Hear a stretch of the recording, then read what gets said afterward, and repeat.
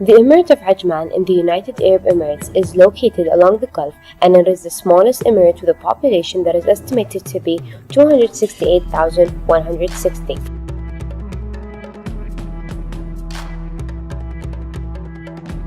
As a resident of Ajman, I admit that congestion has always been an issue. The problem has been steadily getting worse as more people move to the emirate, lured by cheaper rent. Captain Rashid bin Hindi, head of the Detective and Traffic Control Department at Ajman Traffic Department, said, "The reason behind the congestion in Ajman lies in the high population and lack of motorists' commitment to drive in the right lane."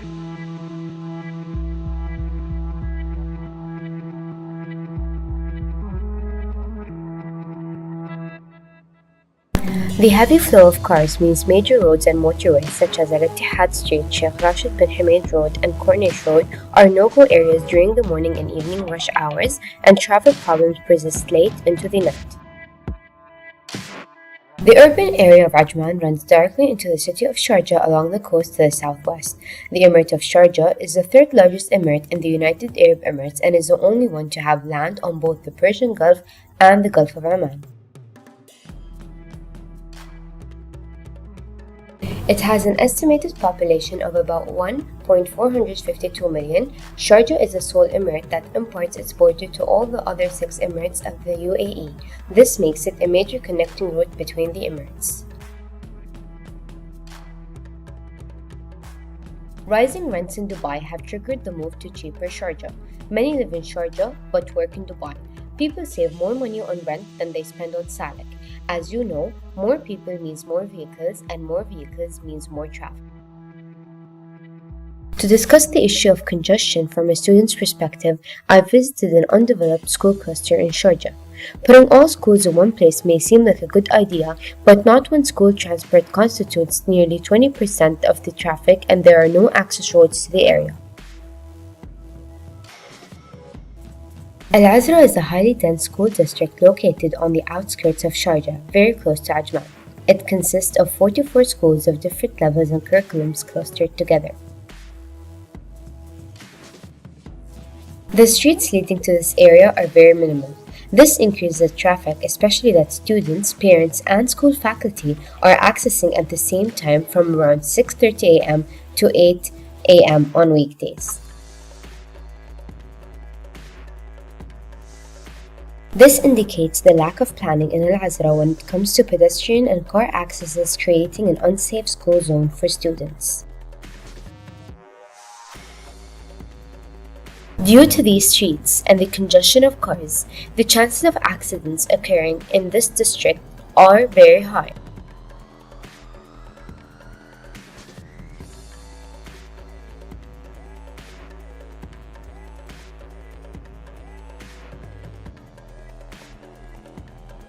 Ajman Police is the first police department in the UAE to use drones to patrol traffic on the Emirates roads. The drones are fitted with cameras which allow police to read license plates, spot traffic breaches, and detect structural faults on the road. ازدحام شديد على شارع الاتحاد باتجاه إلى منطقة النعيمية.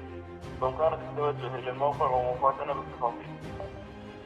الطائرة المرورية جاهزة للإقلاع وتم أخذ الإذن من الطيران المدني وسنواصيكم بالبث حاليا لحالة الطريق وسبب الازدحام.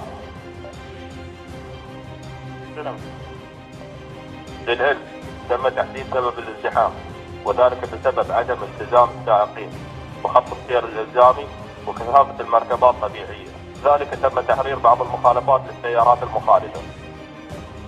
يرجى إرسال رقيب سير للموقع لتنظيم حركة السير.